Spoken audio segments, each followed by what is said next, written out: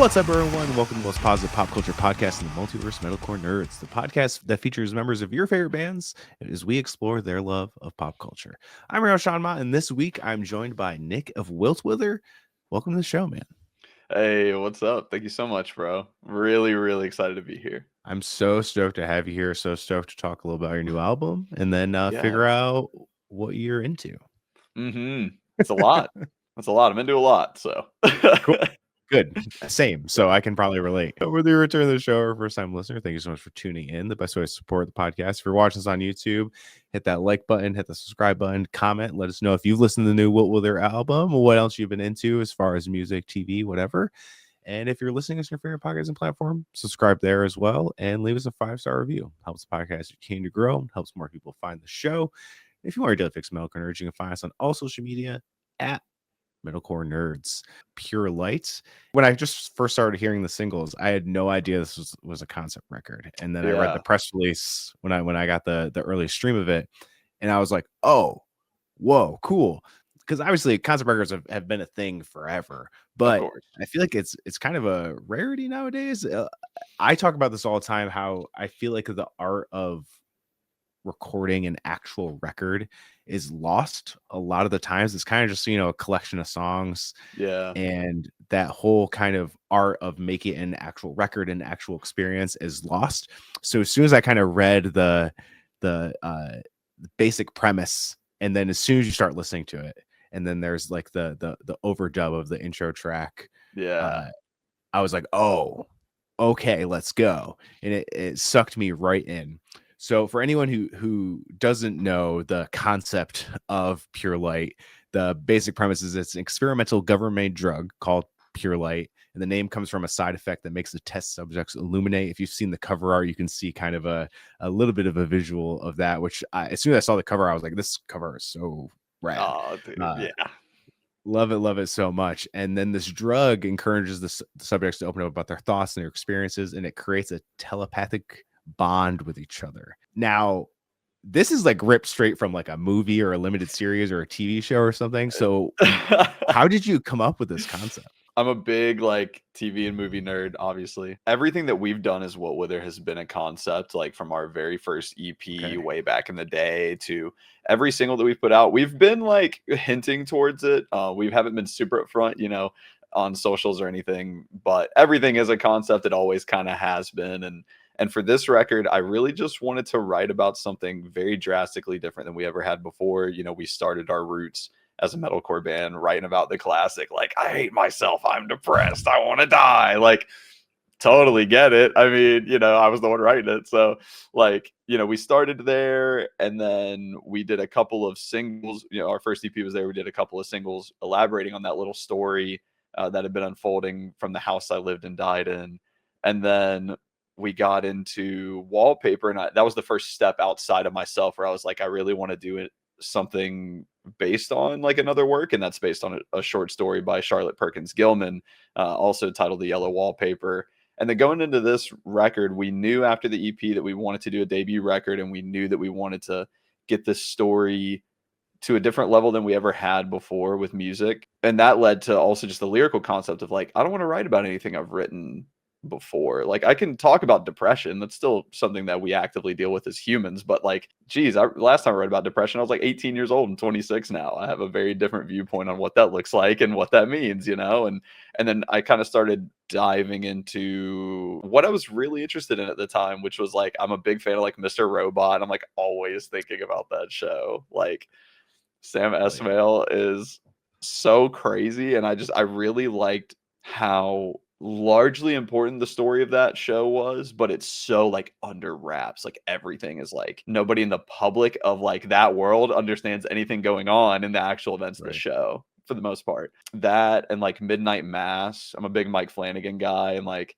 Tyler, my drummer, he does all the graphic design and he records, mix and masters everything that we do. Like, this dude's insane. Yeah, he's a crazy guy. And he and I both loved Midnight Mass, and we really liked this idea of like when they would have those therapy sessions, or not like therapy, but like those like priest talking sessions with the characters, where they're like they're just sitting down, they're talking about the raw, like real thick of it stuff of life. We were both like really moved by that. And I was like, dude, like what if the whole album is just like a group therapy session? And we started getting into this crazy idea of like losing control of autonomy of yourself while also learning so much about other people with this telepathic connection. We always got to make it a little funky and weird. So that was like our step into like outside of real life, you know? Wow. So those were the two biggest influences? I would say, What? yeah, Wild. it's like Mr. Robot, Severance was another huge one for sure. Because that's like the icing on it, right? It's like that show is Yeah. like living separate lives, like losing your autonomy, losing like finding identity in two different complete existences of the same person. I was like, whoa. And yeah, and like Midnight Mass. Like those were what I was really thinking of when I sat down and said, like, let's actually figure out the story of this thing. You took like a movie approach and made it into a record, which I think is so Yeah. cool. Like taking not even obvious inspirations. Now that you say it, I'm like, oh, I can put those pieces together, but they're not Right. like overt. Like you took like one little section and made it your own thing, which is so rad. Kudos to you You guys, know, because that's such a cool thing.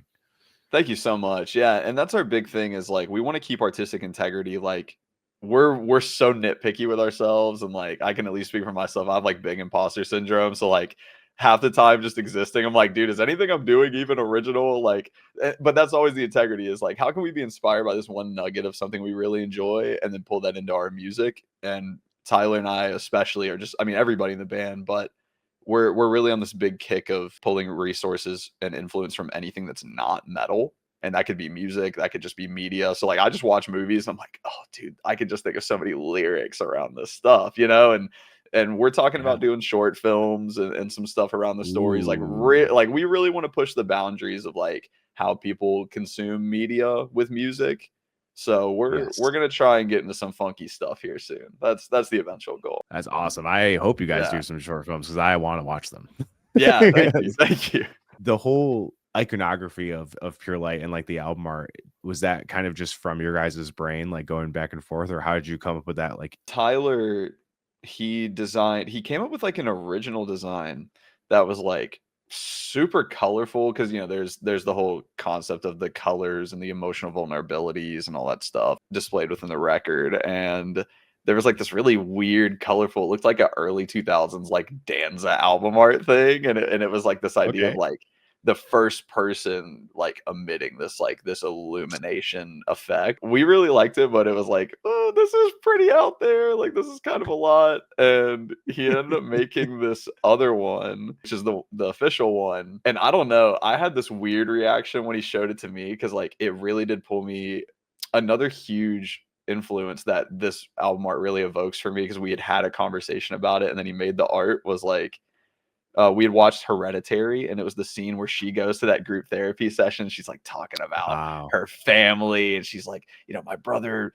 blamed my mother for his death because he said she kept trying to put people inside of him, like all that crazy stuff. And like he showed me the album art, and it just gave me that vibe, like, wow, it's like sitting in that room, like in that like wow, gymnasium, like in it kind of gave me the same vibe as like Midnight Mass when they're sitting in like that church gymnasium, but they're all glowing. And I was like, oh my gosh, he just did this. Like he did, like he was like, yeah, I mean, I just kind of banged it out. He didn't even have a story for it. He just made this album art. And I was like, wow, bro, this is perfect. This is like everything I thought it would be. yeah. When you said Midnight Mass, I was like, oh, I wonder if they got the kind of idea of Pure Light from the boat scene a Mm, little bit, because it's like that's a big confessional scene, and then he yeah. lines up, And then he's like, and then yeah, this, and like there you know, probably is a big subtle influence with that. The big idea for the light stuff behind it is like I haven't really said it anywhere, but this is like it's basically just one big analogy for like the internet and like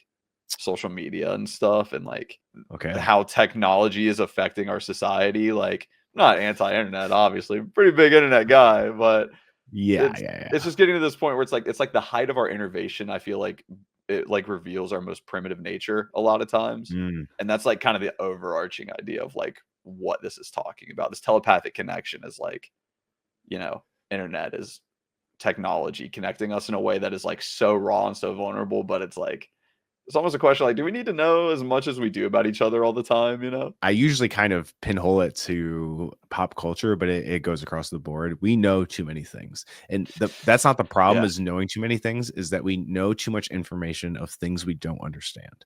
And Mhm. that's the problem. And people don't take the time to try and understand it. They just take it at face value, whatever face value that's fed to them, and they run with that. And that's, I think, one Yeah. of the biggest problems that has caused this. You speak about primitive nature, like the whole divide that's happening in the world right now, I think Absolutely. is a big cause is kind of this like readiness to information and all that stuff. Cause like so many things people bring it up and I'm like, that's how it's always been. We just have more information and now we're complaining about it because we don't Right. understand, because we don't know how this stuff works. And of course we wouldn't. We're not Yeah. from that world. That's why we don't know it. It's like asking the normal person on the street, like, hey, go engineer a record or something. Like you wouldn't know how to do that. It's just Right. things like that. It's like, but if people take the time to try and learn about it, or at least anything, I think it would alleviate so many things. It's like technology, it presents like so many problems here. It comes with people getting information, and it's like every source of information you get it from is like, hey, here's this piece of information. Don't you think you should hate somebody for it? And like the amount of division that we just see in technology and day to day, it's like Right. actually blowing my mind too. It's like it's not even just like wood for the fire. It's like, hey, here's a free pack of matches too, bro. Go figure it out, you know? And that was a big focal point for our record too, you know, is in talking about that division, you know, like our music video for Front Door Phobia, and like everything that song is about is just like we live in a world where we identify ourselves with like so many things that have nothing to do with ourselves, and we hate each other for these things. We hate each other for these things that we use to identify ourselves that aren't even displaying who we are, and we're drawing Right. lines in the sand and say and like that's really what that song is about, is like, bro, at the end of the day we're all getting upset with each other online because of all these horrendous things in the world, but like we're not taking a bigger picture and stepping out and saying innocent people are dying every day, guys, how do we fix that? Like, and I feel like I'm going Right. crazy. Like, I Yeah. get online and I see people like talking to each other the way that they do over these menial things. And I'm like, hey guys, I mean, how many innocent people have died overseas, like within the 2 or 3 hours of brain time you've spent dealing with this? Like, can we figure out how to fix some of this other stuff instead, you know? I guess I wasn't surprised that there was a concept, but like I immediately when the first single came out, I was like, oh, they're saying something, which is Yeah. I'm always it's kind of like tattoos. I don't think every song needs to have meaning, but it, it's an extra kind of incentive for me to, Yeah. you know, get into it, I guess, you know, if it has some sort of backbone to it and some sort of message that they're trying to speak. So good for you guys. Good for you guys to say something very important in a very creative way, because that's a Thank hard you. thing to do. It's very obvious you're a massive TV movie buff, everything like that. So like Yeah. what was kind of the thing that got you into that as a kid? I think like some of my earliest memories of watching anything was like Star Wars, like is like number one. Oh, I okay. have a pretty core memory of like my uncles that are like my older brothers I never had, Mm. sitting me down, I think at like 4 years old, with a VHS set of the original trilogy, and they're like, "Hey, buddy, you ready to get your life changed?" And I was like, "Don't know what's happening." And then and then my life was changed. You know, you can barely see it, but like right there is like a little like Star Killer from the Force Unleashed like replica lightsaber up there. Yeah, like Oh my Star God. Wars is my mainstay. It is my firm foundation, my rock. There's a little bit of crumbling from a particular trilogy that I don't like to talk about, but besides that, the foundation's great. I also was exposed to horror at a really young age, like age 7. My uncles were showing me like Alien and Jeepers Creepers. Was like, you know, they weren't showing me like Friday the 13th or anything. My parents had like a huge issue with like nudity in the film, but not people just like dying. So I got like a pretty cool taste into horror at a young age, because I was like, wow, the nuance in these movies is crazy. I'm just like 7, 8 years old watching like The Thing by John Carpenter. I'm like, what is happening? You know? And I think that's really what started this interest of mine of like really intense graphic content. And it doesn't really matter, like it could be just really emotional. Like I just love like really emotional movies. Like Mm. if they're just Same. really raw and graphic, you know, Manchester, you know, stuff like that, like stuff that just gets crazy. And I think that was really the starting place, was that and like music videos. Oh gosh, yeah, music videos are awesome too. I got into horror pretty very young. I was like, when I was Yeah. like 5, I was watching. My mom read Stephen King books, so that was Cool. like the era of the made for TV miniseries Stephen King movies. So it's like I was watching Yeah. The Shining when I was like 5. Favorite And movie all time. Love yeah, it. it's one of my Love it. favorite movies. And this year has been crazy for Stephen King Oh adaptations. my gosh. Insane. Yes, it has. Yeah. The Long Walk, The Life of Chuck, The Running Man's coming out in a few Yeah, weeks. dude. Nobody talks about The Life of Chuck either. That's a cool movie. I just think no one saw it. That movie is so utterly beautiful. Yeah. Any chance I tell people to go watch that movie, you should go watch The Life of Chuck. I'm kind of sad it's not like on streaming already, because I feel like that'll be the wave once it like hits. It's Neon, so I'm sure it'll hit Hulu. I feel like Oh yeah, surely. Neon and Hulu have a relationship together, because it seems like all the Neon movies wind up there. But Yeah. I hope when it hits streaming, people. I went and saw it theater by myself. That was me with Sinners, like opening night. There was just a random like seat open, and I just went. I just went by myself. None of my friends were like, "Oh, I don't know." I saw the movie like 7 times in theaters, I think, this year. Holy shit! Damn. Yeah. I mean, that movie is undoubtedly incredible. It's crazy. Crazy movie. Yeah, man. Ryan Coogler, that guy. Whew. Dude, like, I mean, he just doesn't miss. No. I'll go on a tangent about him for an hour. That guy's crazy. I think he's so good. It's crazy the amount of like true filmmakers we have out now that are just firing on all cylinders, and he is definitely he's right there. Like, oh my gosh, him, Ari Aster, I think is just like undeniable at this point, in my opinion. He makes weird movies, but for me, Ari Aster is like 4 for 4. I think I need to watch the last 2. It's crazy. Hereditary is like one of my favorite horror movies, and then I don't like Midsommar. Not that I hate it. I appreciate parts of it, but I think the movie is kind of about nothing, and that kind of really bugs me. I feel like it could have been about so many things, and it tries to be, but it doesn't quite land it. And I think that's my issue, is that it doesn't fully. And I watched it twice before making a decision. I watched it when it came out in theaters, and I remember I went with a friend, and he's like, "What'd you think of it?" And I said, "I don't know." And then it took me like years to rewatch it, and I rewatched it again. Both times in a theater. There was one local theater doing like an Ari Aster month. Oh my one of the showings was Midsommar, and my wife didn't see it, so I was like, "Oh, let's go watch it." I kind of want to figure out how I actually feel about it. Yeah, right. And I watched it again. That's why I came to the conclusion of is that like the acting is great. It looks incredible, and it has some really awesome, shocking moments, of course. But I was like, I really just didn't land the ship for me. I don't know. I fully respect anyone that loves it, and I get why you do love it. It's just for me, I was like, it needed to wrap it up in a better way for me.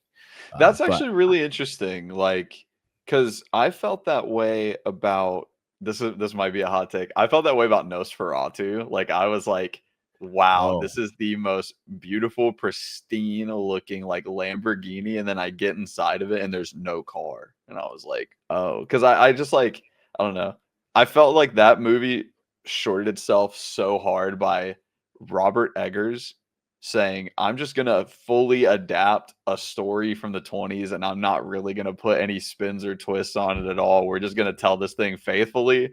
A movie from the 20s, man. Oh. Like, that's what lost me. Is like the plot killed me, because I was like, oh, this is just the old one beat for beat, bro. I don't know. A reskin? I don't know. I guess that's my hot take, is I think Nosferatu is basically just a reskin, and it's so beautiful, but it bummed me so bad, dude. It is a hot take, but believe me, when I posted on Facebook how I felt about Nosferatu, people were very upset, because it is a very similar thing to me. I remember that, actually. And people are like, "Oh, you just don't like Robert Eggers." I'm like, "I love Robert Eggers. What are you talking about?" I was like, I feel like I was one of the 10 people being like, "The Northman is so sick. Why aren't more people talking about this?" I love that movie. I think that movie is incredible. I agree. My biggest problem, I don't like the plot. And I think up until he gets to the castle, I'm like, this is really cool. And then after the castle, it's just like it kind of lost me. And I also agree. think it's because I'm a big tone guy, and I feel like Lily Rose Depp and Willem Dafoe are in a completely different movie than the movie I thought I was going to get. I thought I was going to get this super dark and twisted, gothic vampire movie. Yep. And then Lily Rose Depp's like convulsing and drooling, and Willem Dafoe's great. It's the most Willem Dafoe role Willem Dafoe's ever Willem Dafoe, but he feels like a cartoon character. When I thought this movie was going to be this dark, tonally thing, it's like hilarious because I'm like, some people give Aaron Taylor Johnson shit. I was like, I think he's like the best part of that movie. Oh my gosh. I was like screaming in the streets for his character. I was like, he's like the only real individual I think in this entire story. Everybody else is out of their minds. Like, agreed. Yeah, I was like, and everyone's like, I loved it so much, and it's so funny. We saw it on Christmas Day. I took my mom. Oh, she came with us, like almost a whole row of the theater. It's packed, and we all get out of it, and we're all kind of like, because it's usually I'm the guy who likes it, and everyone else hated it. That's usually how it goes. So my wife's like, "Did you like that?" And I'm like, "No, I really didn't not like that." And she's like, "Oh, thank God." She's like, "I thought I was going crazy." And my mom was just like, "I have no idea what was going on in that movie." I'm like, "It's okay, Mom. Thanks for coming." I went with my family too, and like my reaction after going with my family is I was just like, "Oh man," like that was just how I felt. Like, "Oh, that I wanted that to be so much cooler than it was, man." Yeah. Like, so just know you're not alone. I appreciate that. Yeah, man. I'm happy to know that we're not alone either. That's nice. That's a nice. Yeah, my friends like. I'm getting to the scope of my friends calling me a contrarian. Like, if things get too popular, I start to not like it. And I've been fighting them on that, but low key, they're getting kind of true. It's like, especially in music. Oh my gosh. I listen to so much different music than I used to because things I liked got popular to a point. I guess I didn't like it anymore. It's really weird. I like a lot of stuff that's popular, so I can't. I mean, you like Sinners. Sinners is really popular. I mean, true. Yeah. I mean, that is like a really big, like global hit. That's a good point.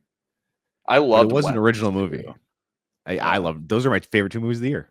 Me too. Like, I feel so bad for Weapons because, like, when I think about my favorite movies this year, I'm like, dude, Weapons deserves #1, but there is a movie that like nothing will top. What else you been watching lately? I mean, I loved Andor this year. Big Star Wars guy. You can kind of see him over here. This is my cat Qui-Gon Jinn. That's my guy over here. Yeah, I call him Jenny. God. He's a little cutie. He's just gonna hang out. Like, I watch not like the same stuff over and over, but the similar scope and field of things. Like, I really enjoy. Like, I think like, oh, I haven't watched like 30 Days a Night in a year and a half. I should check that out again. And I start like, I'm just a big horror dude. Like, I watched Incantation recently, like on Netflix. I don't know if you've checked that out, but that is crazy movie. I believe it's a Chinese found footage horror film. Ooh, you had me at found footage. Came out like 22, 23, called Incantation. Yeah, The Wailing. I love like foreign films because they're just like better most of the time. They're honestly just better. Like, when I made that realization of like, oh wait, no, these movies are actually just better than 90% of American movies. Like, it's so flipped, Like that was like the big turning point for me. And yeah, like I watched The Wailing again recently, and it made me realize that I think it was one of the first foreign movies I watched, and I was like, what about you? What you been watching recently? This is the first thing I need to talk about. I have to talk about it. So I've seen the first 7 episodes of Pluribus, and Pluribus is the new Vince Gilligan show. I was about to say, right? Familiar to you? He created this little show called Breaking Bad and Better Call Saul. Die Hard Vince guy. I just haven't checked the show out. It's not out yet. Oh, yeah, I've seen it. I saw it early. I haven't seen all of it. I've seen 7 out of 9 episodes. The craziest part about this show is that even when reviewing it, I can't give away the actual concept of the show, which I respect so much. And if you watch the trailers, they give away nothing. They are so, even me knowing what the show is and going to watch the trailers, I'm like, wow, good for them. What? And Vince in interviews has said he's like, my favorite things when I was growing up and watching stuff was stuff I knew nothing about. And then I was so shocked by them, and that's made me fall in love with them more. And massive kudos to him, because that's such a against type thing in today's age of media. You know, like, I hate watching trailers now because I feel like they give too much away most of the I time. can't So if it's a stand horror them. movie, I don't watch a trailer, like, ever. I might watch the first one, but if I know who's directing it and I know who's in it, or if I've seen someone be like, "Oh, you'll like this movie," I don't even care. I'm like, I'm Yeah. just gonna be there. But what I can say about this movie is it stars Ray Horn, who is Kim Wexler and Better Call Right. Yeah. Saul, Yeah. and basically she is one of the sole survivors in an event that changes the world forever. She is kind of like humanity's last hope. So it's like an apocalyptic TV show, but it's not, it's not like The Last of Us or The Walking Dead or this infection or this Yeah. crazy sci-fi intergalactic war or anything like that. It's very grounded in the real world. Like it's and that's what kind of sucks you in the first episode when like the inciting incident happens. It does feel kind of like a horror movie in a way that upon second watch I was like, this is so genius, this is so Mm. utterly genius. And the more I thought about it after watching it and kind of contemplating on it, is that when you think about Breaking Bad, you think about Better Call Saul. I don't think anyone from the jump was like, oh, this is one of the greatest shows of all time. It came until, the show is over, Yep. or a few seasons in. And this show is already renewed for two. It got bought with a 2-season order. So there's definitely going to be a second Oh season. boy. And I feel like this is going to be another one of those shows. Like, I feel like Vince Gilligan did it again. Dude, he never misses. He always No. hits. Like, And the one thing I'll say is it's similar in tone to Severance. The plot is nothing alike, but tonally, it's this sci-fi idea that's rooted in normalcy, and it feels so absurd and weird and off the wall while still feeling like oh at your front yes. door. And that's what I love about it. And I think the conversation is going to end up kind of being like Severance, like with the theories of like what's going to happen, what does this mean? Ooh. And I'm excited to see how people react to it, because I feel like people are going to react to it really well. Like, I feel like this is a show like tailor made for someone like you. But I'm Yeah, wondering if this like sounds like perfect. and you don't even know what the show's about, which is the Exactly. craziest Like, part. But I definitely think this is going to be mm, a massive Emmy contender. I think Racy Horn is. I hope she finally wins that Emmy she deserved in Better Call she's a Saul. goat. Yeah, she You like. know, There's no reason she didn't deserve it. Like, and this is her show. A lot of it is like just her in a lot of ways, ooh. and she is incredible because you kind of see like every range of emotion from her almost in the first two episodes. I think the other thing I can reveal is that she's an author of like a big romantasy series, and then this big thing with the world happens and she kind of has to deal Oh with my it. gosh. But by the time this comes out, the first two episodes will be out, so you Okay. can watch that. But yeah, Yeah. November 7th is when it's out. If you're listening to this and haven't watched it yet, and you're into sci-fi and you're into, if you liked Severance, I would say watch this show. Again, it's not the same, and it doesn't have the same like sterile color palette and like production design at all. Mm, It feels more real. It feels more like we're there. And it yeah. was filmed in New Mexico. It's very obvious it's in New Mexico, and it's not because it's connected to Breaking Bad. It's because Vince Gilligan wanted to work with the same crew he worked with on both those series. Love it. That's the reason. If there is some subtle nods, like very subtle nods to that universe, but it's not that like, oh, this is Kim Wexler's Yeah. twin sister or something. It's not connected at all. It's a very Right. different. It's not. It's like The Walking Dead when like they pulled out the blue meth in season 2 and they talk Yes. about the drug dealer who says bitch all the time. It's like, oh, okay, I see what you're doing here. Yeah, I miss when The Walking Dead was good. That makes me sad to think about. Weirdly enough, during the pandemic, I stopped at like, I don't know, like season 5. I think when everyone else, not everyone else, because people obviously watch it because they're still making it. Multiverse now, like. No, it's just No, expanded. yeah, I It's just call everything like that a multiverse because it just annoys me. It's like, all right, we got the Walking Dead multiverse over here now, dude. Like, dude, it's I think a lot of the later seasons are actually very good. The actual ending of the series, it was kind of a letdown for me because it's not an ending of the series. It was like, hey, right. here's 5 spinoffs. I could not believe it. Like, yeah, I begrudgingly watched after season 7. I'm not saying Glenn shouldn't have died. Big comic Walking Dead guy too. I'm not saying they shouldn't have killed Glenn at the top of season 7. I'm just saying the way they went about it, it did me so dirty. So I like begrudgingly watched until season 9, and I was like, wow, this show is off its rocker. This is just like, this isn't even like an adaptation anymore. This is its own beast. I'm out. And I checked out. Yeah. And then I saw like season 11, the final season, 5 more shows with 3 seasons each. I was like, all right, nope. I think I'm good. Yeah. I think I'm okay. I would say watch the Rick and Michonne show because it actually is Okay. pretty good. It's actually very right. good. I'll check that I've out. watched 2 seasons of Dead City, which is the Negan and Maggie one, right? Maggie. Like, it's so bad. It has the possibility to be good, but guess what they do? They flirt with the whole Negan thinks he should die. Maggie wants to kill him but can't kill him, and that's the whole show for 2 seasons, and they just keep doing it over. And I'm like, why did they make this? I don't understand. Like, it's the same character trope that they've both had since season 8 of the mainline show. Literally, they've both been doing the same thing. Like, yeah, and they're just beating a dead horse with it, and I'm like, why are we doing this? Isn't there some weird like romance tension with it too? Haven't I heard something about that? Like, they almost romanticize the two of them. I didn't see that. Okay, that's good. I just read something online and I was like, no way are they this crazy, right? Like, I mean, they're pretty crazy, but I mean, I was gonna say Scott Gimple, you never know. Especially if you watch so far into it, it's good to see the Rick and Michonne story kind of, it's not wrapped up together, but to see it finally come back together, because they take those characters in very interesting different ways that I did not see them doing. And I was like, oh, this show is actually like pretty solid. It's not amazing, but it's pretty good, and it's like good to watch if you made it that far in the series, you know what I mean? Just to be like, yeah, okay, I get it. I think they have to be setting up for like a post series or a movie, or because the Rick thing was supposed to be, there were supposed to be like 3 movies or something, and then they made it. I remember that. Yeah, and then they just said, all right, multiple TV shows, because that's probably easier for us to do, and like we'll make more money eventually. Like, who was gonna roll to the theater for a Walking Dead movie? I don't even know if I would. Some people has to watch these though. They keep making it.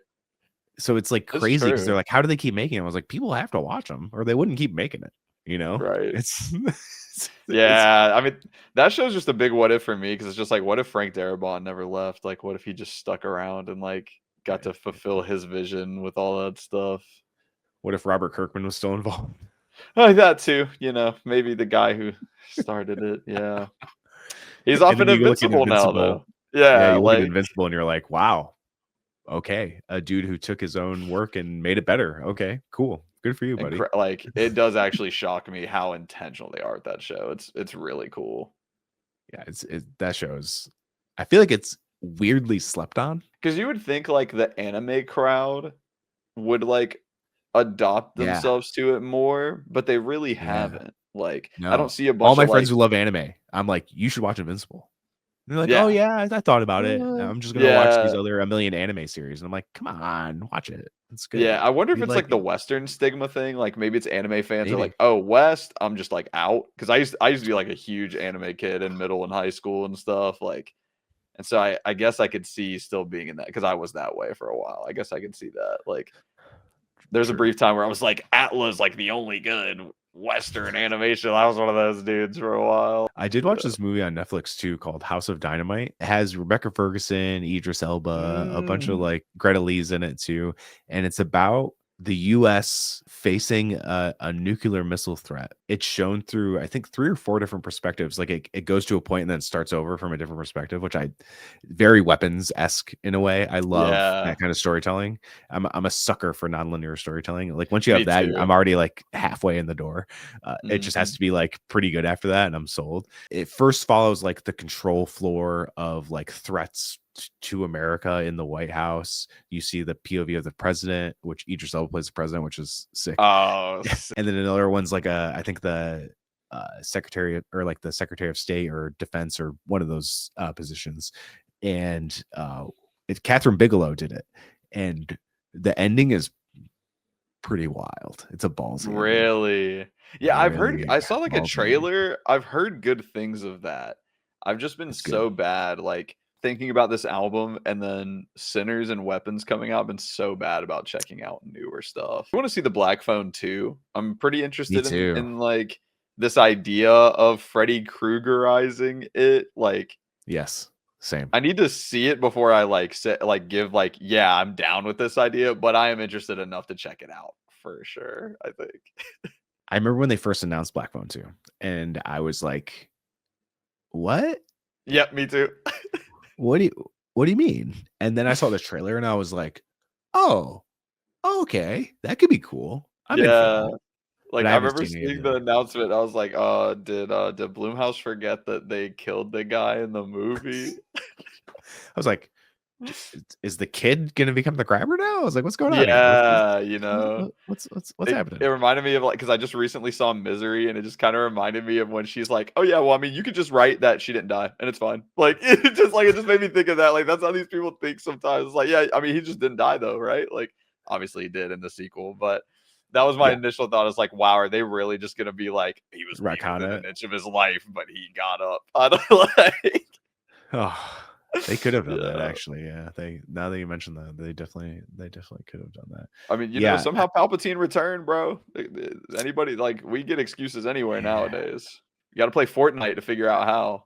And then you just got to watch 3 seasons of Bad Batch and then 3 seasons of The Mandalorian for them to sort of explain it in a subplot. Bless Dave Filoni for having to explain other people's mistakes. Yeah, Um, it's like he's trying to push his own agenda while fixing the burning house around him.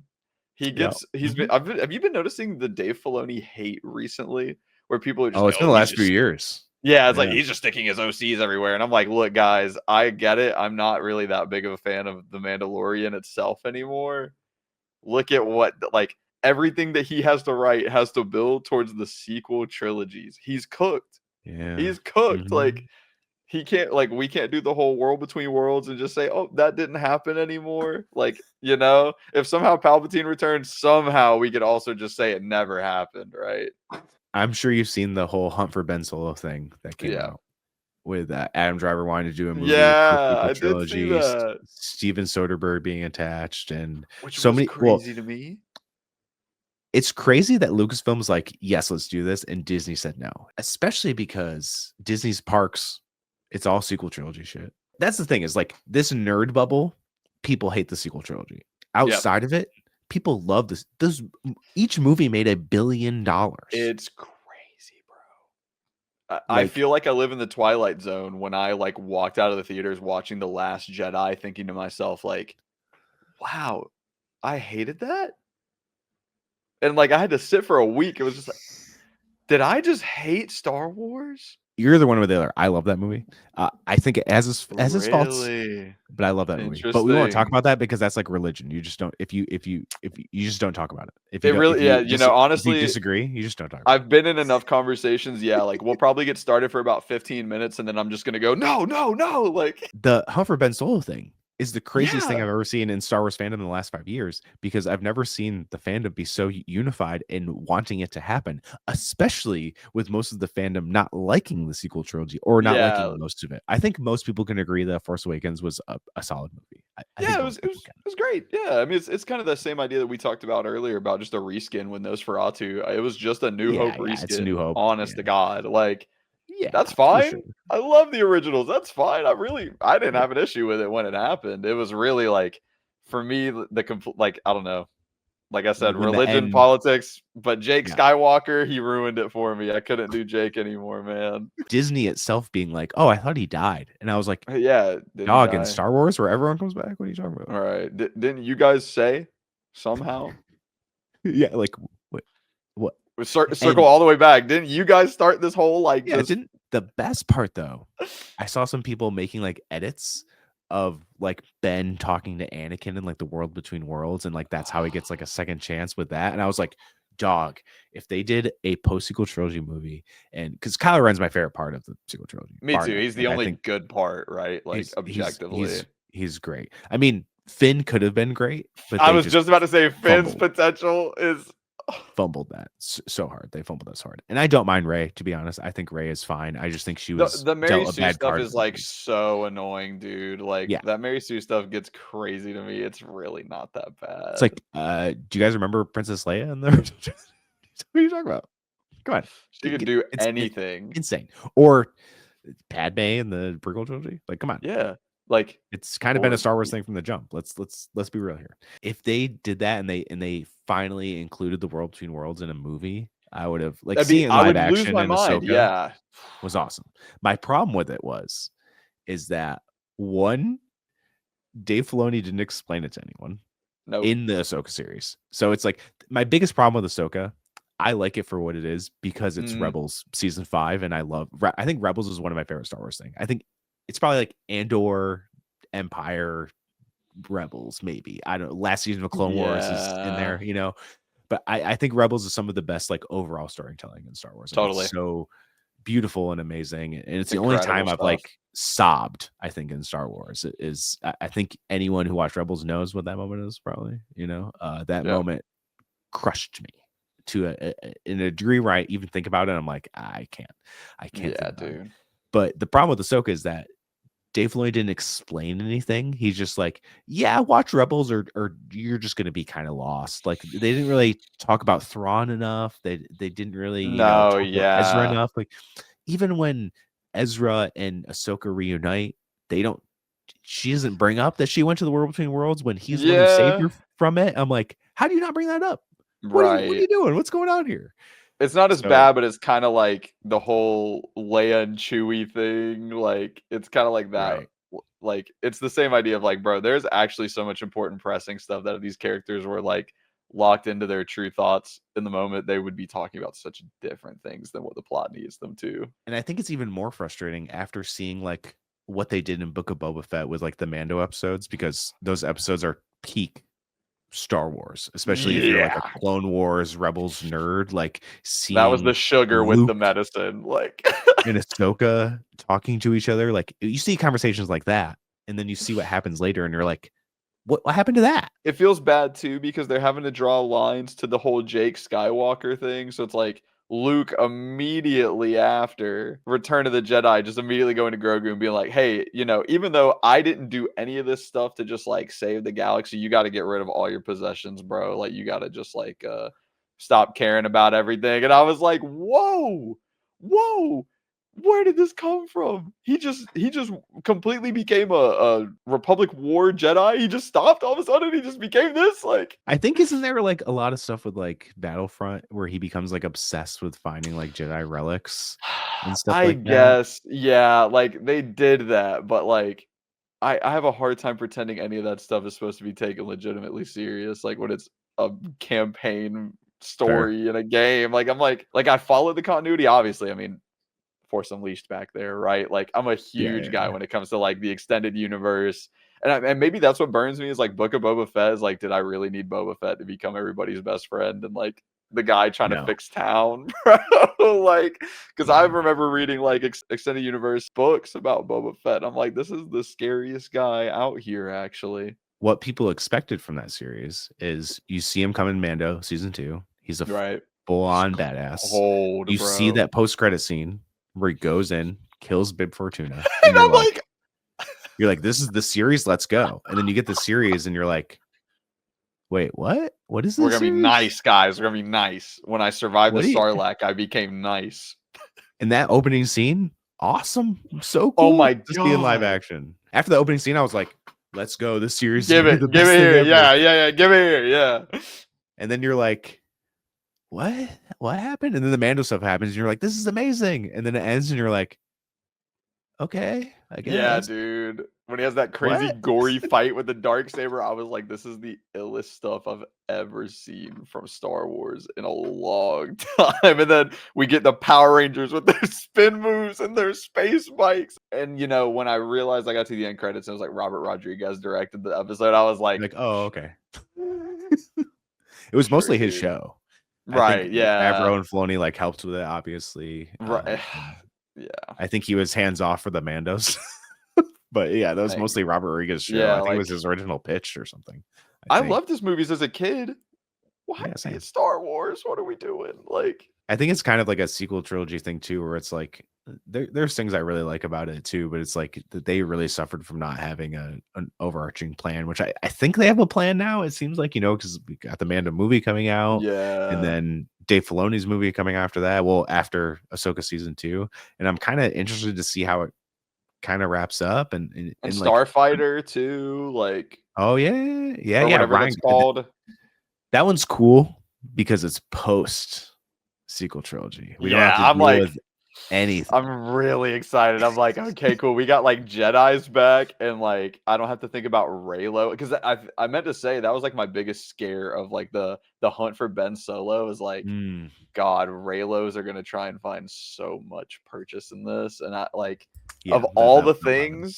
of all the things in Rise of Skywalker, that part, like, it left I was like cackling in the theater out in disbelief when they like kissed each other. I was like, Yeah, it didn't are really need we to happen. are we serious? I started dying. I was like, dude, there's no way this is a movie Like, right now. Like, I don't like the Rise of Skywalker mostly at all, but the Ben yeah. Solo scene, sick, Oh, dude, everything about him just sick, in the trilogy, I'm just like, sick. I'm so in for. And then anything outside of that is just like, I have a hard time struggling. I have a hard time, sorry, I struggle to understand how you buy the biggest IP of all time. And then you go to 3 directors and you go, hey, just do whatever you want. The same company that's like in the middle of running the MCU. But you know, we are going to have the same effect. And I realize, because I'm a prequel kid, 15, 20 years from now, there's gonna be a bunch of kids that are my age that are like, the sequels always rocked. You guys are just whack. And I'm the prequel guy that's like, Yep. dumb kids. They don't know nothing. Hey, you original trilogy guys. This prequel is awesome, isn't it? No, you know, it's like it's just a cycle of abuse with each other. I Oh think yeah. that's the best way to describe the Star Wars fandom, just a cycle of abuse. Yeah. So I'm curious to see how Mando does, because like Me I'm too. excited to see it. Like I think John Favreau is great. I posted a mostly positive thing. I said I'm still excited about this movie. This trailer did nothing to excite me further, and people took that as like I am like one of the most positive guys on the internet. Okay. Yeah, dude. But I'm going to be honest when I feel something about something. Yeah, nothing about this trailer excited me. It's the same thing we've gotten for 3 seasons. I know the dynamic between Mando and Grogu. I love it. Of course, I'd love it. Who Of doesn't love it? If you don't course. love it, I think you're kind of crazy. But it's like, Yeah. I already know that. I know it's a teaser trailer. We're probably going to get more of the plot in the second trailer, but it's like, this has been a show for 3 seasons. I don't think we needed that. Dude, when I saw that teaser, I just immediately checked out. I was like, "Oh my gosh, it's just the same stuff." Like, it Yeah. started I remember season 1. I was glued. I used to have like Oh, yeah, dude. my Facebook header was Grogu, and it just said like, "I will die for Baby Yoda." Like, I remember that. Yes. Yeah. And now I saw the movie and announced The Mandalorian and Grogu, and I was like, "No, why? What is this?" Like, I mean, I really do hope they land it. Like, I'm one of those Star Me Wars too. fans where I complain about everything, but I hope it's all great, you know? I think we're also spoiled too, because after Andor happened, like nothing we get in Star Wars is ever going to be better written or made than Andor. Ever. Never. I'm a big Rogue One guy. You know, it's better than pretty much everything besides Empire and Revenge of the Sith for me. Like, those 2 are like top, and then Rogue One is just better than everything. Easily. Rogue One is so good. And it's crazy that Andor is as good as it is, because I remember them announcing it and I'm like, obviously I'll watch it. I'll watch anything Star Wars, but I Mhm. was like, what a weird thing. I was like, Yeah. like no one thought that was going to be the series, you know. Do you remember when You they know. did, was it the Vanity Fair photos, and it was like Pedro Pascal, Ewan McGregor, Oh, Diego yeah. Luna, and I think it was Rosario Dawson. Yep, And I think so. I remember when that dropped before Andor season 1, in my head I was like, why the hell is he with like Cassian Andor? Why is he with Obi-Wan Kenobi in this promo? And then I obviously I watched all 4 of those series that come out, and I was just like, "Oh wow, he's actually like, why are the 3 of them with him right now actually in this Vanity Fair? He's actually the GOAT. Hold on." Yep. Yep. Might be the most important person in the entire Star Wars universe. Yeah, him or like Luthen, I Luthen. guess. Yeah, Yeah. him or Luthen. Like, But there's that whole speech when Luthen's like, every time I needed you, you were there. He's like the weird normal chosen one in a way. yeah, You know? yeah, he's like the Frodo Baggins, like unironically, just some Yeah. normal dude that's got to like go do the thing. Like, Yeah, that's a great comparison, actually. That's such thanks. a good comparison. I didn't think about that before saying it, but yeah, actually, Frodo and Cassian Andor, same guy. Yeah, it's kind of the same guy. Yeah, and they kind of went out in the same way. You know? Yeah, kinda. I mean, I don't know. One got blown up and one got to go to elf heaven. Yeah. Like, Yeah, I guess you're right. That's a good point. One went out way more brutal than the other. yeah, yeah, Oh my god, dude! Thank you so much for doing this. This flew by bro. faster than I think any I episode ever did. I cannot believe it's already over. This has been a blast. Thank you for having me, dude. Dude, no problem at all. Before we get out of here, please plug what Wiltwither's got going on, where people can find you. Yeah, man. Wiltwither, my band, we just signed to 3 Dot Recordings, just put out our debut album, Pure Light. Obviously, we've been talking about it. Now the game plan is content and shows. So Oh, hopefully yeah. everybody will see us in a city near them, if not your city, next year, 2026. Hopefully, we'll try and do a short film. I can't promise it, but I'm really trying to do something. Hoping. We got a lot of content coming, more than I think people are expecting, but Cool. I'm trying to make that happen. Yeah. I'm looking forward to that. I'm gonna say it's going to happen, and I'm excited to watch it. Yeah, here we are. And that's I'll leave it at that. And then just it Yes, just sir. has to happen at that I point. kind of agree, honestly. You know. And if you don't already, I'm gonna put all of Willer's links down below so you can go and support them. Go stream the album as many times as you possibly can, and when they eventually tour, go see them. Go see them live. And if you want to support the podcast, go to metalcorners.com. All our links there in one easy place. If you want to follow me on my personal account, it's just at SeanXMon, Instagram and Twitter. Until next time, see you later, nerds.